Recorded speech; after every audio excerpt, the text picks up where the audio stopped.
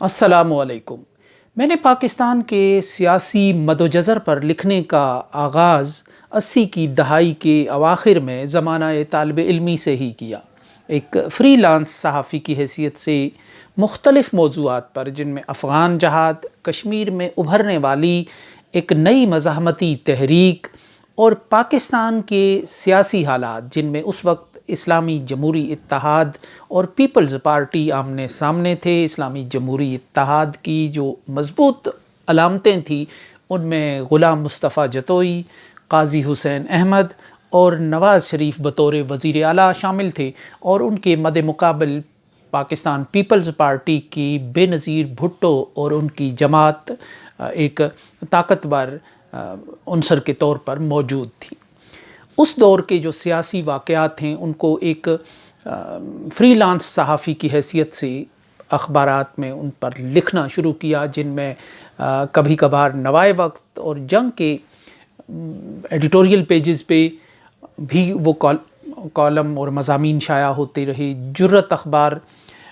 میں بھی شائع ہوتے رہے، اور بہت سی جگہوں پر میں نے اپنے تجزیے کا اور تجزیہ کرنے کی بطور طالب علم کوشش کی۔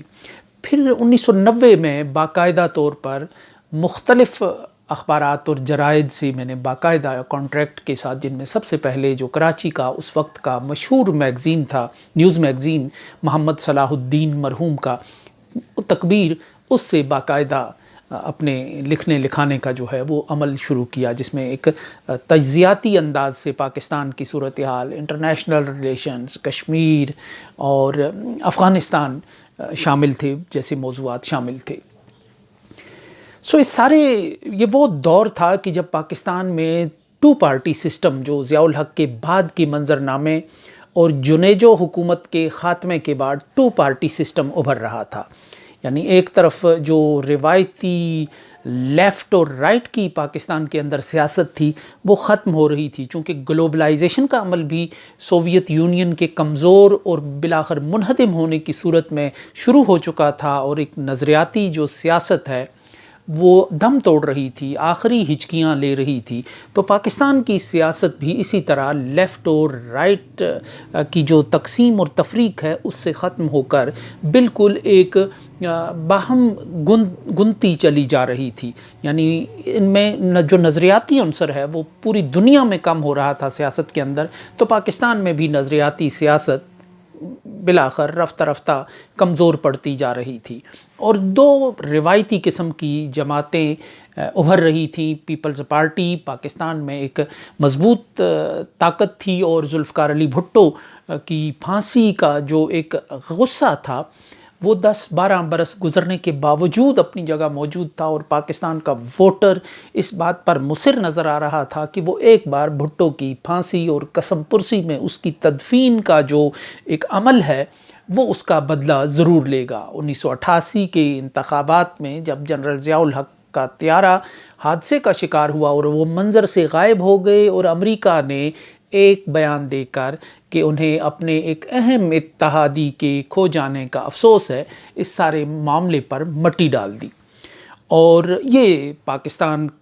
سمیت دنیا بھر کے ان ڈکٹیٹروں کے لیے، ان ایرسٹوکریٹس کے لیے، ان طاقتور لوگوں کے لیے ایک سبق ہوتا ہے کہ جو امریکہ پر انحصار کر کے اپنے معاشروں سے لڑتے ہیں، اپنے لوگوں سے لڑتے ہیں، ان پر حکمرانی کرتے ہیں، ان کو دباتے ہیں، ان کے سروں کو جب دباتے ہیں، ان کے دلوں پر حکومت کرنے کی بجائے ان کی گردنوں پر، ان کے سروں پر حکومت کرتے ہیں۔ یہ جو ایک جملہ ہے، اور یہ وہ جملہ ہے جو تاریخ کے ماتھے پر کندہ ہے، اور یہی وہ حقیقت ہے کہ جس کا سامنا رضا شاہ پہلوی کو کرنا پڑا تھا، جو اس ریجن میں امریکہ کے بہت قریبی اتحادی تھے، کہ جب وہ رخصت ہوئے، جب انہیں امام خمینی کے انقلاب نے بے خوبن سے اکھاڑ کر پھینک دیا ان کے اقتدار کو، تو امریکہ نے انہیں رہنے کے لیے ایک اپارٹمنٹ نہیں دیا، ایک فلیٹ نہیں دیا، اپنے ملک کا ویزا نہیں دیا، اور وہ قسم پرسی کی زندگی میں باہر کے ملکوں میں زندگی گزارتے ہوئے وہیں فوت ہو گئے۔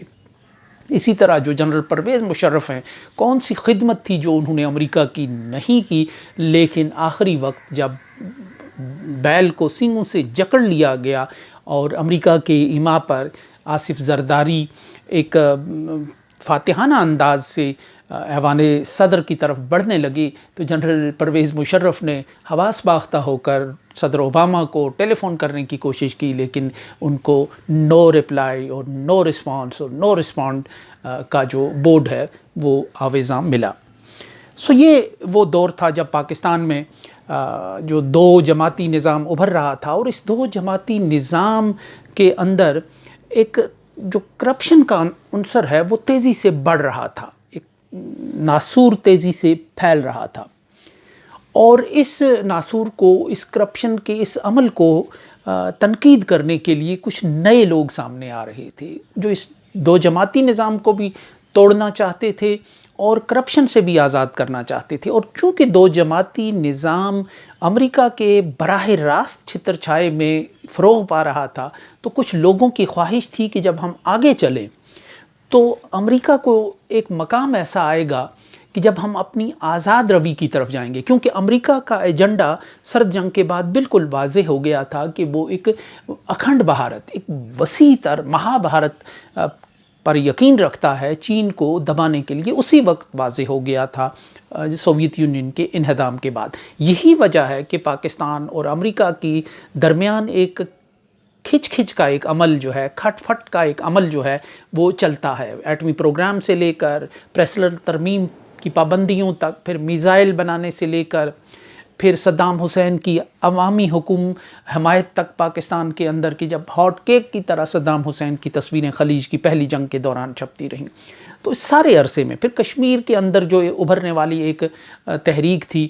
اس میں پھر بھی چلتا رہا، پھر یہاں تک کہ امریکہ نے پاکستان سے مکمل طور پر رخ موڑ لیا اور وہ بھارت کے پلڑے میں چلا گیا اپنا پورا وزن لے کر، اور پھر باقاعدہ ایک امریکہ اور پاکستان کے درمیان ایسی مخاصمت شروع ہوئی کہ جس کے بارے میں اس وقت کے وزیر داخلہ چودھری نثار علی نے کہا تھا کہ دونوں کے درمیان ایک مخالفت اور دشمنی کی حد تک دونوں کے درمیان پالیسیز کا ایک تضاد آ گیا ہے۔ سو اس وقت اس ٹو پارٹی سسٹم کو بلاخر ہٹ کرنے کا ایک سلسلہ شروع ہوا۔ قاضی حسین احمد، طاہر القادری، اور بلاخر جاتے جاتے یہ ایک مضبوط اعصاب کے حامل، ایک محیر العقول قسم کی شخصیت عمران خان پہ جا کر ان کی نظریں ٹک گئیں، اور عمران خان کچھ کرنے کے جذبے سے سرشار تھے، انتھک تھے، بہادر تھے، جرأت مند تھے، اور کرپشن سے پاک تھے۔ جو بیرونی دنیا میں جو ان کی کمائی ہوئی دولت تھی اس کو بھی وہ واپس لانے پر تیار تھے، روپے پیسے کا کوئی لالچ نہیں تھا، اپنی نسلوں کو منتقل کرنے کا طاقت، اقتدار، اختیار، یعنی یہ کہ ایک ملنگ اور درویش ٹائپ سیاستدان تھا۔ اور پاکستان کی اسٹیبلشمنٹ نے اسی وقت سے یہ کہنا شروع کیا کہ اگر پاکستان میں یہ دو جماعتی نظام کرپشن کی علامت ہے، اور اگر پاکستان میں کوئی اچھا یعنی کریڈیبل اور کوئی دیانتدار سیاستدان آئے تو فوج اپنا کردار جو ہے وہ بتدریج کم کرتی چلی جائے گی، اور فوج جو اقتدار اور اختیار، صرف اقتدار نہیں بلکہ اختیار بھی اس سیاستدان کو اور سولین حکمرانوں کو منتقل کرے گی، تاکہ جب کبھی پاکستان پر کوئی مشکل وقت آئے تو وہ اس کا دباؤ جو ہے وہ فوج براہ راست اسٹیبلشمنٹ قبول نہ کرے یا اس پر نہ آئے، تو وہ کوئی ایسا مضبوط اعصاب کا سیاستدان ہونا چاہیے کہ جو اس دباؤ کا مقابلہ کرے۔ یہ عمران خان کے ایمرج کرنے کی کہانی ہے کہ ان کی شخصیت، ان کا تعارف، ان کی شخصیت کے جو میں گندی ہوئی جو چیزیں ہیں وہ ساری پاکستان کے آنے والے دور کی، آنے والے مستقبل کی جو ضرورت بن کر رہ گئیں۔ یوں عمران خان کا ایک سفر شروع ہوا، اور جیسے تیسے وہ اقتدار تک پہنچ گئے بلاخر، لیکن جب وہ اقتدار کی طرف بڑھتے رہے تو پاکستان کے اندر ایک مضبوط ایسی لابی موجود رہی کہ جو ان کو ہمیشہ سے جس نے ایک نشانے پر رکھا تھا، وہ سمجھ رہے تھے کہ یہ شخص آگے جا کر کسی نہ کسی مرحلے پر پاکستان کے سیاسی منظر کو اپنے کنٹرول میں لے گا، اور وہ وقت ہوگا کہ جو اس کی ذہنی سوچ و ساخت کا وہ مشاہدہ کر رہے تھے کہ جب 1993-94 میں ہی عمران خان نے کچھ مضامین لکھ کر اپنی ذہنی سوچ و ساخت کا اظہار کیا تھا کہ جس میں انہوں نے اپنے لوگوں پر تنقید کی تھی کہ یہ گورے بننے کی کوشش کرتے ہیں، گورے کے لیے مسٹر براؤن کی اصطلاح استعمال کی تھی، ان کے لیے کالے انگریز کی اصطلاح استعمال کی تھی، ان کے لیے غلام ذہنیت کی اصطلاحات وہ استعمال کر رہے تھے۔ تو اس سارے کو کہیں نہ کہیں دیکھا جا رہا تھا، ایسیس کیا جا رہا تھا، اس کا تجزیہ کیا جا رہا تھا۔ جب عمران خان اقتدار میں آئے تو ان کا یہ ذہن جو ہے یہ پوری طرح کھل کر سامنے آ گیا۔ انہوں نے اقوام متحدہ میں تقریر کی، انہوں نے سب سے پہلے جو صدر ٹرمپ کو ترکی بترکی جواب دیا۔ پھر جب پاکستان کے لیے کہ دوبارہ ضرورت پڑی امریکہ کو ایک نئی جنگ لڑنے کے لیے، تو وہاں پھر پاکستان کے ساتھ دوستی گانٹنے کا ایک عمل شروع ہوا۔ اور چونکہ حکمران مہان عمران خان جیسا مضبوط آدمی تھا، پر اعتماد آدمی تھا، اپنی اقدار پہ یقین رکھنے والا، اور پاکستان کی خود مختاری اور اقتدار اعلیٰ پر ایمان کی حد تک یقین رکھنے والا شخص وہاں تھا، سو اس نے ایبسلیوٹلی ناٹ کہا۔ پھر اقوام متحدہ میں ایک ایسی تقریر کی کہ جس نے بین الاقوامی نظام کی چولیں ہلا کر رکھ دیں۔ یعنی وہ ایک بین الاقوامی سسٹم، وہ جو ایک بنایا گیا ہے، ایک گنبد بنایا گیا ہے کہ جس میں ایک جو بنیادی طور پر مغربی اقدار، تہذیب اور ان کی بنائی ہوئی روایات اور قوانین کو پروٹیکٹ کرتا ہے یا اس سے اورینٹڈ ہے، اس سسٹم پر انہوں نے کئی حوالوں سے تنقید کی۔ مثلا اسلاموفوبیا، وہ مغرب کی میڈیا کا پھیلایا ہوا تھا، وہ 9/11 کے بعد اس کو ایک منظم انداز سے مغرب کی اسٹیبلشمنٹ نے ہوا دی، ان کے میڈیا نے ہوا دی۔ شان رسالت وہ ایک منظم طریقے سے پھیلایا گیا تھا، وہ مسلمانوں کی سینسٹیوٹی چیک کرنے کے لیے، مسلمانوں کے سکتے کے مریض کا امتحان لینے کے لیے کہ کیا سانس چل رہی ہے یا نہیں چل رہی ہے، اور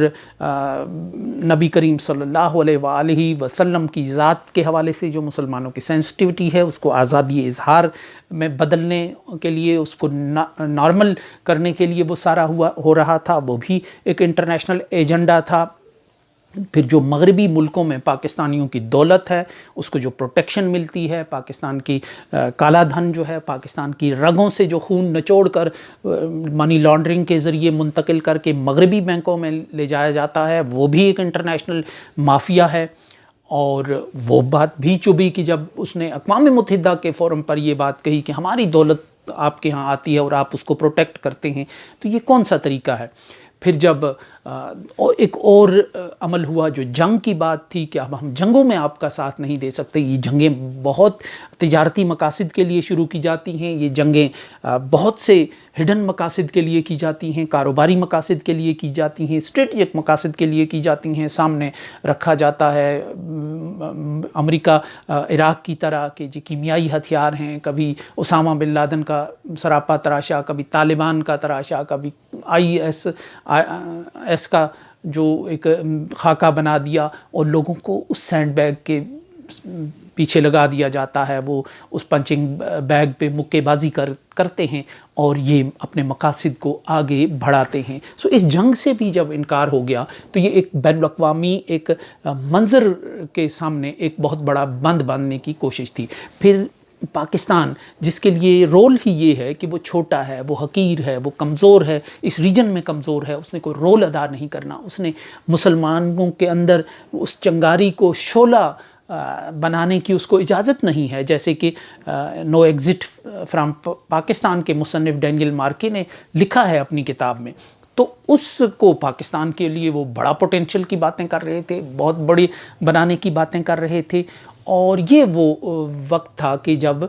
پاکستان نے ایک وہ تاریخ کا وہ 75 برس کا وہ یو ٹرن لینا تھا، عظیم U turn, great U turn لینا تھا کہ جو پاکستان کی ایک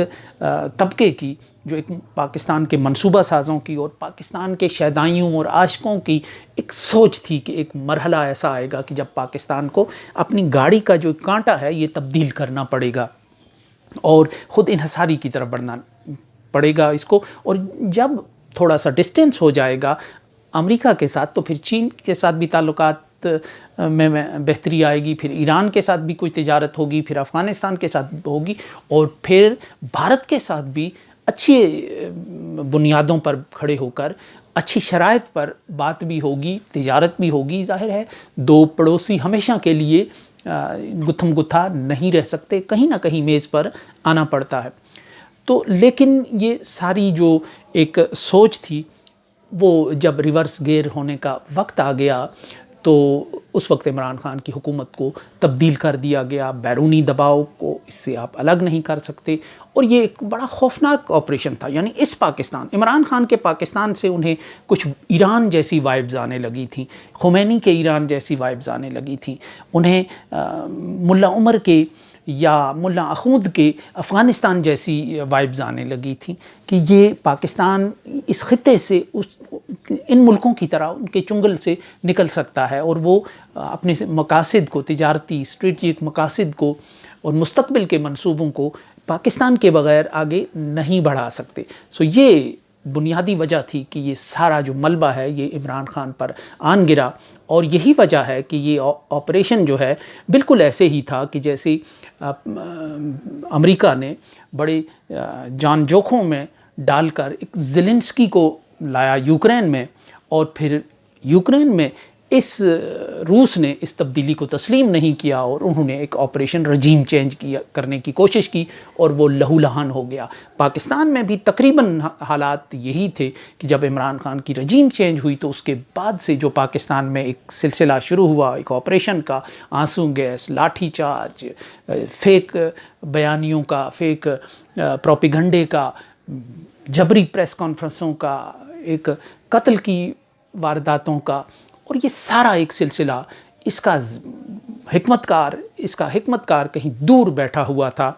اور بہت افسوسناک بات یہ ہے کہ وہ سفارتکار جو 2011 میں مصر میں تعینات تھے محمد مرسی کے تختہ الٹ انقلاب کے وقت، تو وہی سفارتکار یہاں آ کر اس عمل کی نگرانی برسر عام کرتے تھے، یہاں تک کہ وہ فاتحانہ انداز میں گوادر میں جا کر پہنچ گئے، اور یہ ایک اعلان تھا کہ انہوں نے چین کو کھدیڑ دیا ہے، نکال باہر کر دیا ہے اس ریجن میں. اب یہ جو پاکستان میں یہ جو ایک عمل جاری ہے گرفتاریوں کا، تشدد کا، لا قانونیت کا، اس نے پاکستان کو ایک دلدل میں لا کر کھڑا کر دیا ہے، اور یہ اس سے نکلنے کی کوئی راہ نہیں ہے کہ اس آپریشن 2 سال سے جاری آپریشن رجیم چینج سے نکلنے کی راہ یہی ہے کہ پاکستان کے عوام سے رجوع کیا جائے. اور پاکستان کے عوام ابھی بھی ان کا جو جذبات ہیں وہ نقطۂ کھلاؤ پہ ہیں، اور وہ پوری طرح ابل رہا ہے ان کا جذبہ اور ان کا جوش. عوام سے دوستی کیے بنا پاکستان کو موجودہ حالات کی دلدل سے نکالنا قطعی طور پر ممکن نہیں ہے. سیاسیات کے ایک چھوٹے سے طالب علم کی جس نے 30-35 سال سے جو اس ساری سیاست کو دیکھا ہے، اس پر لکھا ہے، اور اس کی حیثیت سے یہ میری ایک عاجزانہ قسم کی ایک رائے بھی ہے، ایک تجزیہ بھی ہے.